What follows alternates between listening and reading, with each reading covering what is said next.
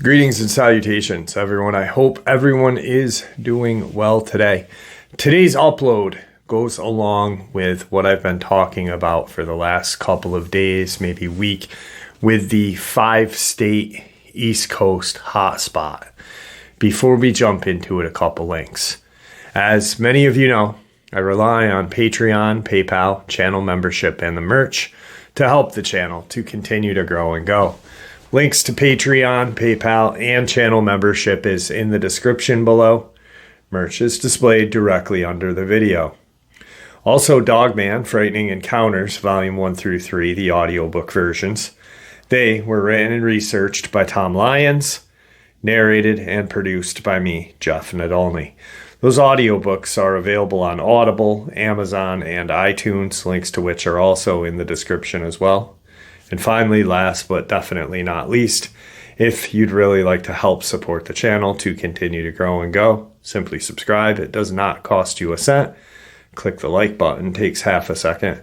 If you don't want to miss out on any of the informative uploads I put out daily, click that bell icon, and folks, please leave a comment.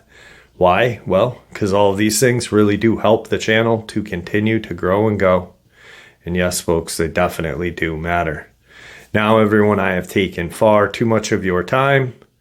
Let's jump in to today's upload, shall we? So before we go any further, there's something that I'd like to talk about briefly. Many of you know that I consider myself a researcher.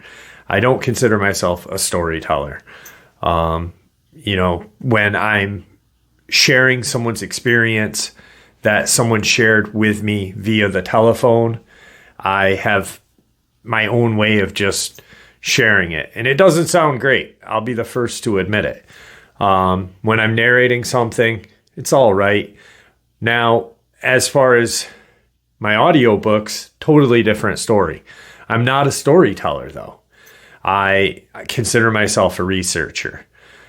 These strange animal attack / government cover-ups that Sean Atwood took notice of that I was covering back in 2019 to 2022, and a few here and there through the last couple of years, and also the Tom Mezek case. That is my forte, I guess. That's what I really enjoy. There was a strange attack that occurred in Colorado a couple days ago. And I didn't want to talk about it because it, one, sounded like a homicide. And that's what I mean when I had gotten at least 10 emails on this attack. And I had read the article before I even got an email because I have a setting in my computer for Google News where I have it set for attacks, and when I'll get information shared. This attack seemed to me as a homicide, and it still does. But I will say there's a little bit of fishiness to it. But also something that I want to comment on is not all attacks are Dogman or crawler or cryptid attacks. And I've said it time and time again. I believe that 5 to 10% of the 1,000 attacks that we have out there, animal attacks, are Dogman, Bigfoot, crawler related. Probably even less, not every attack. And that, no matter how many times someone says that, people they either don't hear it or they don't wait and look and read into it. And that's why I waited for a little bit to talk about it, because it is strange. And I'm going to share with you some of the information,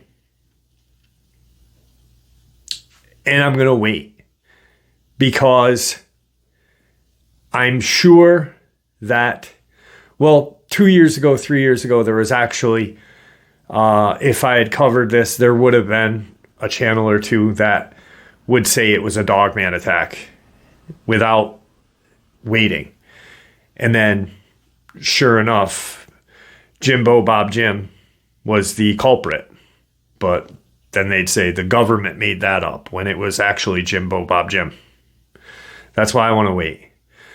But I will share this, and I will share with you what I find intriguing and what I look at when I look at these attacks, and what the media, how the media kind of screws themselves. One is poor writing. When, I print these articles out and the spell check and other kind of punctuation and everything else is kind of off, that's kind of funky to me, because you're a journalist. You should be writing at the best of your ability. Woman, dog attacked in violent assault inside Teller County camper. The attack was reported outside of Cripple Creek. Posted 3:26 p.m. August 7th. Updated 7:22 a.m. August 8th.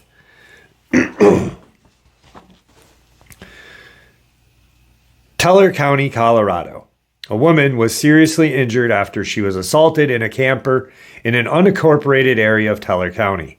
Few details are available, but according to Teller County Sheriff's Office, a person called 911 at around 12:43 a.m. Wednesday to report a woman and her dog had been violently assaulted in a camper outside of Cripple Creek. The woman was taken to the hospital, and she is still in extremely critical condition, the Sheriff's Office says. As of 3 p.m., the dog was in surgery. No other information was released, including the name of the victim, which is pending family notification. Couple of hours later, the media said she had died. Then there's a update. Teller County Sheriff's Office initially told Denver 7 the woman involved in the case had died of her injuries. Sheriff's Office corrected themselves at 4:30 p.m. Wednesday to say the woman was in extremely critical condition and had not passed away. The story has been updated with their correction. All right. So that's a little off. But nothing's pointing to Dogman yet. I don't understand where it's strangeness. Heck yeah. Why is the media? But I think, and you'll see what I'm going to say in a second. The public was worried about her and her dog. Actually, it seemed like the public was more worried about the dog, to be honest with you, which is sad. Dog missing eye should survive after brutal camper attack in Colorado. August 8th, 2024. On August 7th, Teller County Sheriff's Office reported that a woman and her dog were attacked in a camper near Cripple Creek, with a woman who was assaulted succumbing to her injuries. So she's dead in this one, and this is August 8th, a day later than when the Sheriff's Department corrected. Assaulted, succumbing to her injuries. An update from the Sheriff's Office includes additional detail about the brutal assault, also corrected a few errors that were initially shared by the agency. While Teller County Sheriff's Office had said initially the woman had died as a result of the attack, they have since reported that that is not the case. The woman is still alive, but in critical condition. Additionally, the Sheriff's Office provided with an update of the dog that was with the woman at the time of the attack. According to the Sheriff's Office, the dog Ida is doing well. Though surgery was needed to remove the damaged eye, swelling has since gone down from her injuries, and despite a skull fracture, she is expected to make a full recovery, with the exception of a missing eye. That said, it is believed she will be able to adapt to the absent eye and lead a relatively normal and active life. So, the dog was smashed, not clawed and such. It was actually smashed in the head. There's another article that is a little more gruesome that states that it was hit in the head with a large object, yada yada. And that's why I wanted to wait, but I keep getting emails, and I do not believe this to be a Dogman attack. Is it strange? Yes. And some of the writing is strange as well. Like, why are they saying she's dead 1 minute and now she's alive? And the focus on the dog. Those are kind of what I looked at back in the day when there was a shit ton of attacks coming out. This one is interesting. And after reading this article, I was like, if it is not a human attack, then this may explain a little bit more. But once again, I'm not going to say one way or another. I'm going to say still that it's strange and wait, because they actually said in one of the articles that I had read, there is a suspect but unnamed as of now and not in custody. Cripple Creek, a woman is recovering after a brutal attack in a camper outside of Cripple Creek early Wednesday morning. The Teller County Sheriff's Office initially reported that the woman had died at the hospital, but then told us it was a miscommunication. This mistake and lack of information stirred up some panic, and I tried to get some answers. I went to the Sheriff's Office directly. Any chance we could figure out where this actually took place? I think that's the big question, I asked Lieutenant Renee Bunting. No. They're not going to release that, said the spokesperson, Lieutenant Renee Bunting.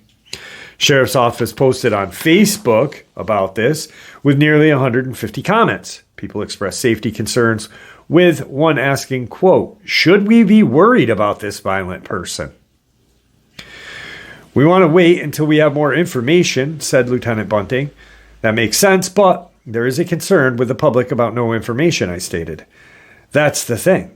They just want to know. My biggest thing is that we are telling them there is no substantial risk to the community, responded Lieutenant Bunting. So we are telling them there is no risk. She went on to explain they cannot comment on the active investigation, but from Facebook comments, the community is asking for reassurance from the law enforcement. We need to keep us informed for our peace of mind, said one commenter. Which I agree, 100%. A lot of strangeness going on. Why I think they might hear something.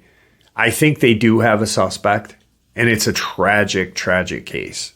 And I think a lot of the miscommunication was because I think they have a suspect, and they know who it is, and they want that person to surface, but that person would not surface for quite some time, thinking that this woman died.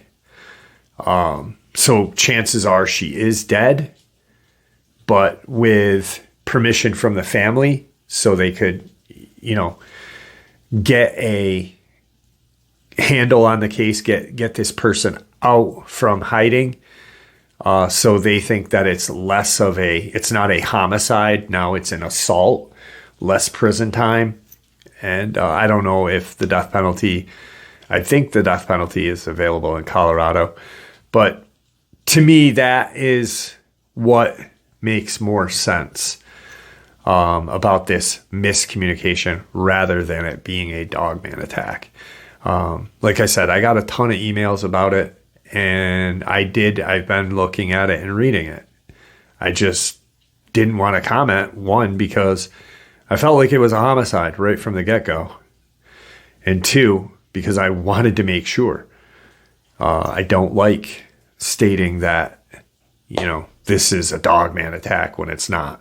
Like when a few channels a while ago, years ago, would create, or there would be a dog attack in like Alabama. And then this channel would say, it was a Dogman. People said it was a Dogman. Yet the news and residents have a video of this guy getting attacked by a mob of dogs. okay, it's a Dogman, I guess. But that's why I wanted to wait. It's strange. I don't think too much into it as being a Dogman. But let's get into today's the real reason why we're here today. So in the intro, I said the East Coast in the hot spot, a 5-state hotspot. That's that 5-state hotspot. All right. And if you look from that 5-state hotspot, it's easy access to Ohio, Indiana, Michigan, Wisconsin, Illinois. From that hotspot, Pennsylvania, Jersey, especially the Pine Barrens, New York, and then South Carolina, Georgia, Alabama, and such. So, I wasn't even thinking about these 4 or 5 states over here. But it makes a heck of a lot more sense now with that 5-state. And this was blocked out. This is considered quarter 3 central, northeast, southern, and western Great Lakes. And ironically, central is that 5-state hotspot. Coincidence? Probably. But, you can see where it would go. They could easily travel from there. And I do believe there is 1, maybe 2 in the western, the more Midwest, and then the West Coast, obviously. So today, I wanted to kind of look at some Georgia experiences. Now, interestingly enough, there's a community in Georgia that was founded in 1784. And in their early history of Jackson County, Georgia, they had talked, it is written in early documentation of this county, records of Tallahassee County. They describe a dog man and their dealings with this creature in the late early 1800s. And I'm going to share that with you guys right now. Fortunately enough, I stumbled upon this and it was like the find of a century for me. So, because if you've been with the channel, I like stuff like this. All right. Now, at the beginning of this book, The Early History of Jackson County, Georgia, the writings of the late G.J.N. Wilson embracing some of the early history of Jackson County, the first settlers, 1784, formation and boundaries to present time, records of Tallahassee County, colony and struggles. Excuse me. I got a little frog in my throat, so I apologize first and foremost. But in the first 3 chapters, they don't discuss anything except kind of like the formation of the colony and this and that. And then right at the 3rd is when things start getting interesting. So like the 4th page of the 3rd, it starts off, as the foregoing incidents relating to animals are given to show old-time life in its innocent forms, the following are mentioned as most dangerous, leaving, however, incidents illustrating their character to be described as they occurred in actual life. The howl of a savage and always hungry wolf, the spring of the stealthy panther, with his inordinate thirst for human blood, and the great black bear sniffing around at midnight in search of something to devour. And occasionally, given his ugly growls, were constantly a terror to those who heard him, meaning the black bear, the panther, and the wolf. All of those animals had a mortal dread of fire, and only way to keep them at a distance while the pioneers were asleep was to keep a fire burning in the yard all night. True, many were killed, but it required a long time to diminish the great numbers that roamed throughout the forests. While the wolves, panthers, and bears gave the first white settlers of this part of the country much trouble, still another animal whose existence has often been disputed inspired those who professed to have seen him with more fear than all the others combined. It was the wog. W-O-G. Wog. Not wogue, wog, as it has sometimes been called. Many of the people who first lived at and for several miles around the Old Jug Tavern from this first settlement to about 1809 claimed to have seen it at their homes. As a character of people who first lived there will be shown as the narrative progresses, the reader will be at as much loss to know how he can afford to dispute their word as he is to believe what they have said. At any rate, the writer tells the story as it was told to him, but perhaps with a little more evidence than any reader has. The wog was said to be jet black, long-haired animal about the size of a small horse, but its legs were much shorter, the front ones being some 12 inches longer than the hind ones, this giving him something of an appearance of a huge dog sitting on its tail, and when walking seemed to require him to carry forward to one side at a time. So he was hunched over. His tail very large, all the way of the same size, and at the end was a branch of entirely white hair, at least 8 inches long, and longer in diameter than the tail itself. Whether sitting, standing, or walking, this curious appendage was in constant motion from side to side, not as a dog wags its tail, but with a quick upward curve which brought it down with a whizzing sound that could be distinctly heard, at least when 25 to 30 steps distance. But the most distinguished feature of that horrid tail was that it revealed the presence of the monster in the dark, the only time he ventured to go abroad. His great red eyes were repulsive, but not so much as his forked tongue, the prongs of which were thought to be 8 inches long and sometimes played in and out of his mouth like those of a mad snake. Really, the meanest feature about this beast was that his bear-like head contained a set of great white teeth over which his ugly lips never closed.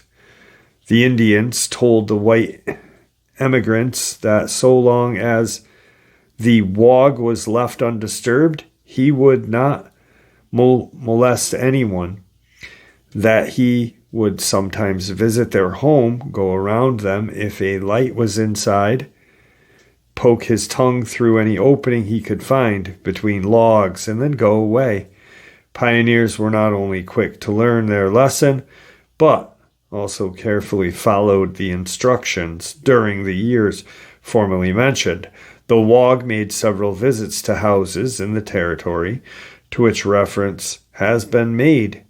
Those inside the house, though, they had not seen the flirting of his white plume, know of his presence by the whizzing sound, by the poke of his horrid tongue through the cracks of the wall, and notably by the mortal fear with which he inspired other creatures outside. Dogs and cats ran away, and in some instances were scared to death. Horses snorted, cattle moaned, and chickens flew from their roost in all directions.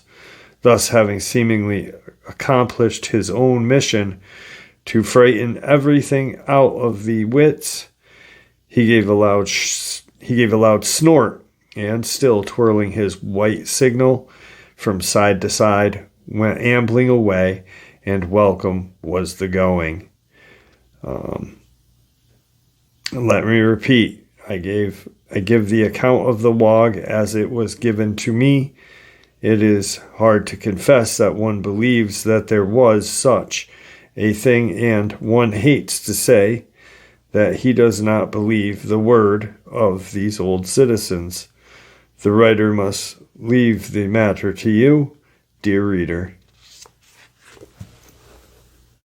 So let's think of what they are describing. A large black canine, the size of a small horse, with a large tail with white at the end of it. That's what the plume, the white plume going side to side. Large, hunched over, so it hunched. Its front legs being larger than the back. Dogman hunched. Sometimes its leg or its front arms are said to go past its knees. Red eyes. Most curious part is the red eyes and its satisfaction of terrorizing these people in this colony, these first settlers. And that is spoken about in the early history of Jackson County, Georgia.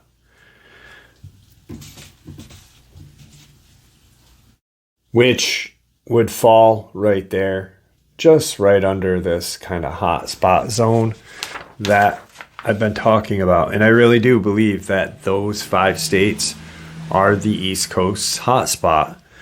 And I find it interesting that one of the earlier settlements of Georgia in their historic notes talk about something that resembles a dogman. So let's jump into some subscriber submitted experiences. All right. Hello, Jeff. The incident I described happened in late summer of 2018. It was in the mountains of North Georgia. I'm a surveyor, 20 years of experience in Georgia, Tennessee, Alabama, North and South Carolina. So as you can imagine, I'm extremely comfortable in the woods as I spend much of my time outdoors, most of that time being very far back in the forest.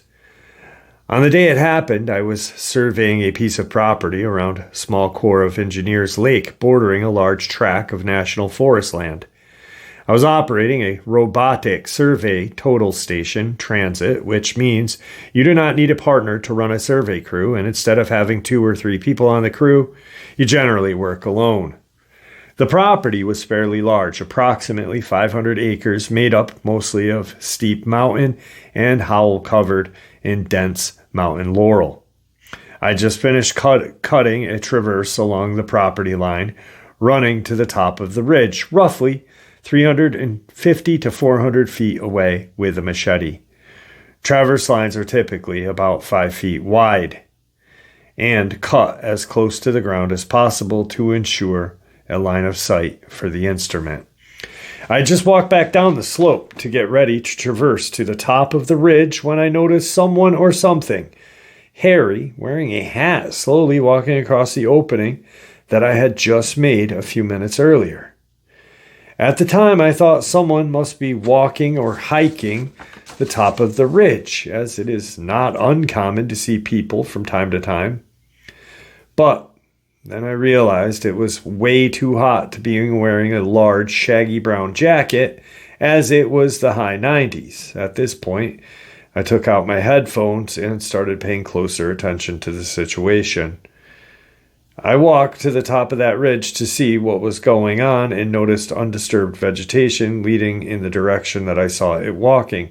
Thinking harder about what was happening, I realized that the lower limb on the tree I saw it walking behind as it went out of sight was right at the 6 foot tall,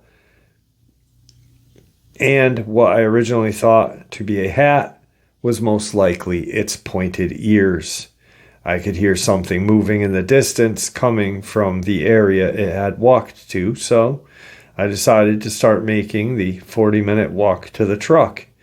I could hear movement up in the ridge during my walk back, but I didn't think it was moving in reaction to me necessarily. Although it wasn't willing to wait around and find out, I made it to the truck, and since then, I have only told 2 people about my experiences. That was pretty much it as far as that encounter goes. I know it was not a bear, as I've seen them around my whole life, and I've been around them my whole life, and see them quite often. I've definitely been deep in the woods on several occasions and experienced all sounds and signs of life just disappear at the drop of a hat. Thank you for allowing me to share this experience, and I hope that it helps someone else understand that they are not alone in their experiences. So, a surveyor. To me, this guy works practically the majority of his adult life, 20 years of experience. That's, when you are a surveyor, you probably have 4 or 5 years of college under your belt, maybe. You start around 22, 23, maybe 25 tops. 20 years, you're 45, around there. So yeah, he spent the majority of his adult life in the woods with his job and knows what a bear looks like, knows what a deer looks like. How is he going to mistake that from such a very small distance? Not likely. Today's second experience out of Georgia. Hey Jeff, this is T from Jasper, Georgia. A little bit about myself. I am 51, a United States Navy veteran of 10 years active, 3 years reserve, and 2 years merchant marine for military Sea Lift Command. I grew up outside of Talking Rock, Georgia, on a family farm of 300 acres. 32 acres was farmland with a creek running through the middle of it. We were surrounded by steep hills, ridges, and valleys. The house was about 10 yards off the dirt road and sat on a hill. This encounter happened in the late 70s, and I was around 8 or 9 at the time. It was late one night, and my bedroom window faced the front yard and dirt road. I was awakened in the middle of the night by a deep guttural growl outside of my bedroom window. It scared the hell out of me because it woke me up from a deep sleep, and I had never heard a deep growl that literally caused me to gasp for air. I turned on the light and ran to my mom and dad's room across the hall and told my dad something large was growling out in the front yard next to my window. He said that it was probably an old wild dog or something. Go back to bed. I thought to myself, how could a sound like that come from a domestic type dog? It'd be too small to make a growl like that. But after that note, I never heard it again. I do recall on many occasions being in the woods around the house and feeling like I was being watched.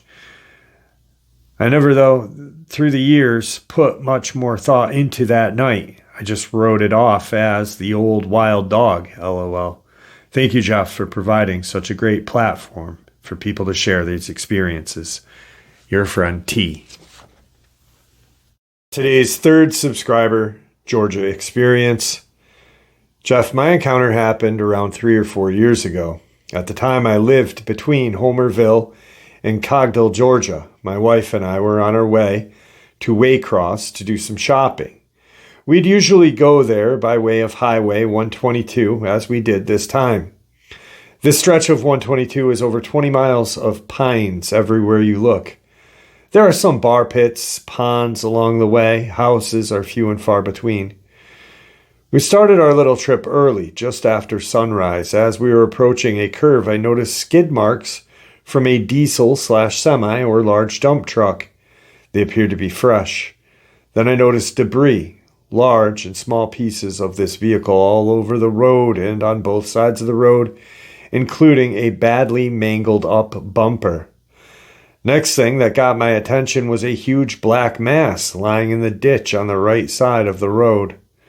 As I was taking this all in, I had slowed from 55 to about 25. The closer I got to this black mass, the more detailed my observation of it got, and I got a much better look than I wish.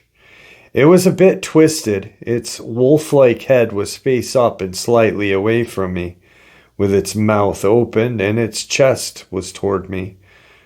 Both its huge bulky arms were bent at the elbow, with its hands slightly curled in towards its chest. One of its legs was stretched out into the ditch. Its foot appeared to be digigrade. I couldn't see the other leg. It was hairy all over. Its hair was longer than the neck and shoulder, and was much shorter on the chest than the abdominal area. The chest and abdomen area was much like a human bodybuilder. I did not see any genitals, but I am pretty sure it was a male. I am also pretty sure that it was dead. The instant I realized my eyes were not playing tricks on me, I floored the pedal. Neither my wife or I spoke about a word about that for 5 minutes. I broke the silence by asking my wife if she saw the thing in the ditch, and she said yes. I asked her what she thought it was, and she said werewolf. I told her I think so too. At the time, neither of us had even heard of a Dogman. I found out about Dogman when I started researching, trying to make sense of what I saw. That's my Dogman experience. Not very exciting or horrifying enough to do on your show. Well, like I say all the time, no matter how mundane someone thinks their experience is, it's still an experience with a creature we are told from the time we were little kids to our adulthood or whenever we had it that doesn't exist. So to me, all encounters are important. Today's fourth subscriber experience. As an elementary student in 1971, I saw The Legend of Boggy Creek, and it really hit home. I later read Peter Brine's little paperback book, The North Georgia Mountains, especially the Appalachians, are rich with legend and strange stories of booger. Parents and adults would say, "Don't be out at night, that's when the booger bears come out." Or, "Don't go out there, the booger will get you." Problem was, nobody would ever tell you what a booger was or how it looked, so we thought it was just a scary story. In the spring of '73, a game warden went missing overnight and was found on a rural road walking next morning by a passing car. He was exhausted and confused with his clothes torn and couldn't really remember what happened. It was later said that he claimed to have seen a tall, hairy creature with a big head and a face like a bull. This experience was buzzing for about 2 weeks, and suddenly all the talk of it went quiet. We think he either quit or the state relocated him. It was March of '74. I was 15. I didn't drink or smoke anything. I was a straight arrow football player and not the type to tell stories. At about 8:30 p.m., I was riding in a car with 3 other guys, and the driver was about 2 years older than us. We were spotlighting deer, illegal, but not for the purpose of shooting, just checking them out. We were going down the main road. It was barely paved and full of potholes. As we rolled along at around 10 to 15 miles an hour, we spotted a buck and 2 does up on chest-high red clay bank with brush and undergrowth all around and blocking our view partially. This was at a 4-way crossroads where the very narrow dirt/gravel right-hand road led off into a completely deserted forest with no homes. On the left was another dirt or gravel road with an old church on the corner. Further down the road where a couple of farms, a river runs down one side that is fed by the Amicalola Falls, which is located at the head of the Appalachian Trail.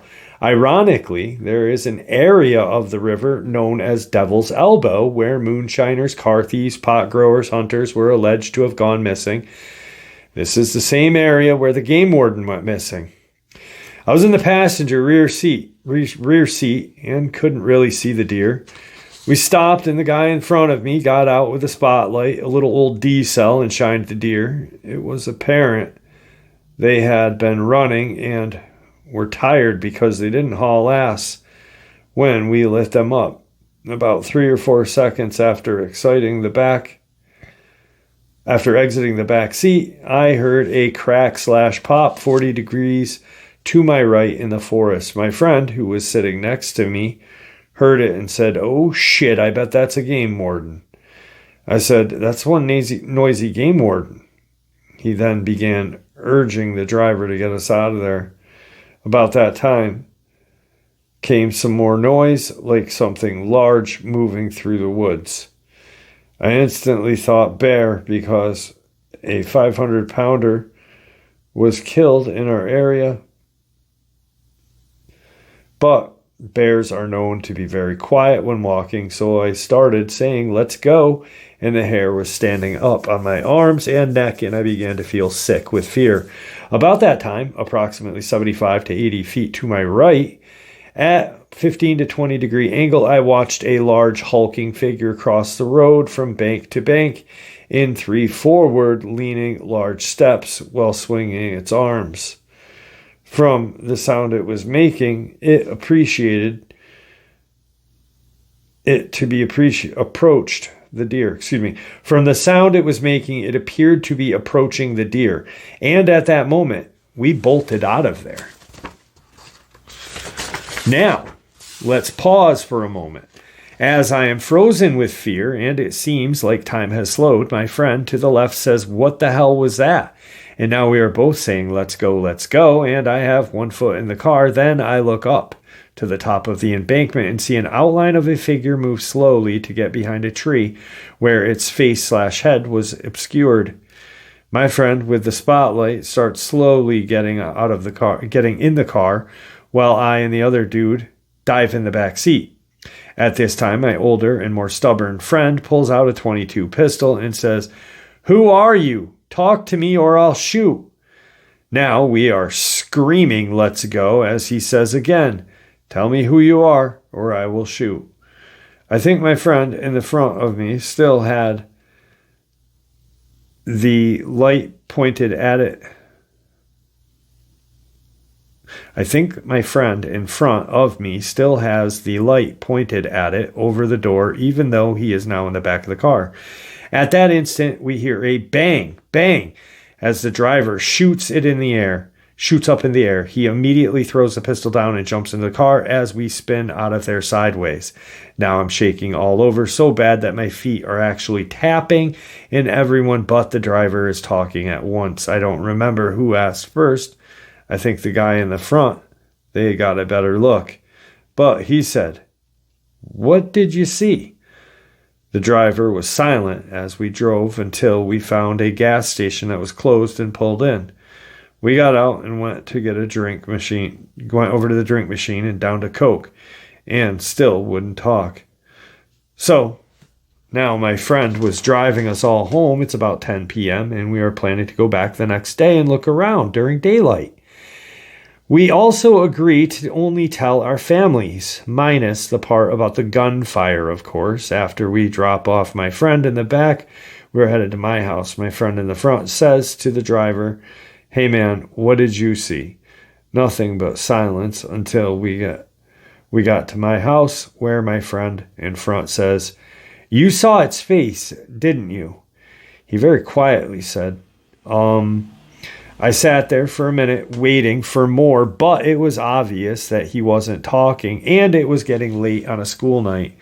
I then had to get out and walk up a long path to the dark backside of the house, which sat at the foot of a mountain.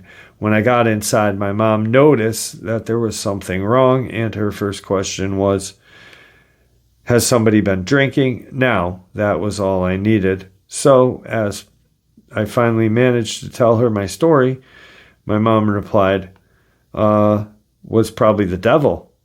But my dad grew up on the farm a few miles from this place and sat looking at the TV. It was his generation on both sides of the family who used the term booger growing up on a farm. He all knew too well what the booger stories were, and later said that he used to hear strange screaming in the sounds. They would always blame it on panther, but they were all hunted and killed by the early 1900s, and few other people shared this experience with, laughed, and ridiculed me, so I shut my mouth until 1980. The following day, we headed back, our driver still not talking. We get to the location and cannot find any footprints, but do find broken branches and impressions in the ground. Then we get to the tree where its face was hidden. A prominent crooked limb stuck out and bent upward. I could stand flat-footed and reach the limb with my arm almost extended. That put this creature at 7 feet 10 inches or 8 feet. We went back 2 more times at night to look stupidly and heavily armed. We found nothing, thank God. 2 months later, I was in church and saw a girl that lived on the same road but closer to the main highway. I told her what happened, and a very serious expression overtook her face. She informed me that I had run across the road in front of her one night while coming home from a football game. She also said that her uncle saw it coming out of his chicken house a year prior. I sat there silently thinking, oh God, why have you allowed such things to exist? In 1980, a new subdivision was being built near our encounter. The experience started circulating that the first resident in that subdivision came home one night to find his back door broken down and his kitchen ransacked, nothing stolen, just destroyed. I don't know the man, but of all the things he was related to my friend who drove that night of the encounter. Before church one morning, I asked him, some 6 years later, if he had seen its face that night, and he nodded yes and then looked away. My opinion is that the sight of it really scrambled his eggs, and he did not know how to deal with it. As far as I know, nothing ever came of the vandalized home incident, as that story died quickly, just like the game warden story. For some reason, I told my dad a story very peculiar. I told my dad a story my very peculiar aunt told me at 5 or 6. She and my uncle lived in the house at the top of the big hill at the foot of the mountain about 7 miles from our incident. She claimed that while rocking on her front porch one night, a large hairy creature with a very ugly face came around the corner and stood motionless, staring at her from 8 feet away. She said that she felt paralyzed in fear and could only cut her eyes to look at it. She was unable to call out for my uncle sitting in the living room behind her, only feet away. She claimed that she closed her eyes very tight and began praying to herself, and in a few minutes she opens her eyes and it's gone. I remember her saying its face looked like it had been hit by a hammer. I asked my dad if she was crazy, to which he replied, "Folks thought so." Thanks, Jeff. R.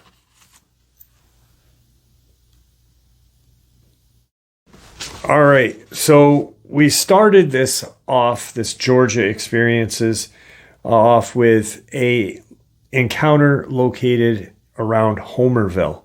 We're going to end it with an encounter around Homerville. First and foremost, Jeff, thank you. I'm glad that you are doing well. A couple of years ago, my wife and I moved from the outskirts of Homerville to a couple counties over to a place between Valdosta and Statenville. My front and backyard is divided by a chain link fence that meets both north and south sides of my house, about 3/4 of the way from the back to the front. At the time, I parked my truck on the north side of the house with the bed toward the gate and the nose facing the road, which is east. There are several other houses and house trailers around the small rural neighborhood. Most yards are fenced, and I am pretty much the only fool that goes outside at night. Anyway, To the east, there is a creek, and then to the west, a small swamp. One night, early morning, last February, I was outside smoking a cigarette in the front of my truck on the north side of the house. To the southeast of this little neighborhood, out in the creek area, a pack of coyote just starts going nuts for about 30 seconds or so. And just as sudden as they started, they went silent. Everything else did as well. About a minute later, something even stranger started happening. Most of my neighbors have dogs. Most of their yards are fenced. One by one, the dogs started raising hell and would charge toward the fence, only to come to a screaming halt. Way through the neighborhood, the dogs, even the biggest ones, wanted nothing to do with it. Screaming halt, and run back to the houses full throttle with their tails tucked. Whatever was making its way through the neighborhood, the dogs, even the biggest ones, didn't want anything to do with it. I couldn't see this thing, but I knew exactly where it was, as it was putting off the strongest don't F with me vibes I've ever felt. It stuck to the shadows, and there is a tree that blocked my vision of the street that ends at the road almost in line of my property. Whatever this thing was made a left turn to the south, and a few seconds later, when it was out of the furthest reaches of the yard lights, I used the shadows as cover to cross the road. It used as shadows to cover to cross the road and continued west, where it crossed my fence. It circled around my house and came up to the gate behind my truck. I heard my gate metal on metal clink at that time, and the deepest growl I had ever heard. I felt it in my body. At this point, I am not sure if I should say what I did, as it may not have worked for the next person. But anyway, I stomped the ground as hard as I could, barking like the biggest dog I could imitate, making my way clockwise around my truck to meet this beast head on. Only by the time I made it around the truck, the thing was gone and the gate and the fence were shaking. About a week later, all 15 of my wife's hens were missing, and 3 roosters had been killed or mutilated and left for dead. Now, what takes all the hens and kills the roosters? I don't know. Anyway, as soon as the chicks were available, my sister-in-law, who lives with us, decided to replace the chickens. The new chicks were about 3/4 grown. One night, a couple weeks back, she realized she had left the door open to the coop. It wasn't really dark out yet. She goes out to close the coop and comes back in, shaking, ghost white, and pants wet. I asked her what was wrong. She says something growled at her. It wasn't long after that, Jeff, I saw what I'm pretty sure was a Dogman using the shadows to make its way south through my neighborhood. And that's what's been going on here. Thank you. Your friend, D. All right, so I hope that this map thing makes sense to you guys as much as it makes sense to me. I mean, like I said, I think, this is my own opinion, is that 5-state hotspot starts with Virginia, Camp Perry area, North Carolina, West Virginia, Kentucky, Tennessee. The 5 states from 2019 to 2022 that had the most unsolved animal attacks, missing people, and then people being stuffed in caves after being torn apart. But it does make a lot of sense to me, being that here's that 5-state hotspot, the blue. Right up here is my neck of the woods, the Northeast. And I mean, I've got every state in the Northeast has at least 10, 15 encounters from subscribers. Countless. You can literally probably every state I have an envelope for or a folder for. Then the southern tier, but then right here. And I don't know why I didn't think of this section, because it makes a heck of a lot of sense that 5-state hotspot, Ohio, Indiana, Illinois, Wisconsin, and Michigan, You got Elkhorn, you got the Michigan Dogman. Ohio has always got encounters coming out of it. PA starts the northeastern part. It makes sense to me. I might be wrong. This is just a theory. You know, I'm not an expert. I've never met one. Just a theory. And I hope that, you know, my theory helps others create their own theory or add to mine. And with that, I'd like to thank you all for supporting the channel. It is your support that keeps the channel growing and going, and honestly, what gives people a chance and a place to share their experiences and theories judgment-free, just simply treated with the respect that we all deserve. Thank you. That is because of you. Everyone, please stay safe, happy, healthy, and ever vigilant. These creatures are real. These experiences are real. These things are out there and dangerous. Share this information with the people you love and care about. It may just help save their lives someday. And until next time, never stop asking questions, never stop searching for the truth, and God bless.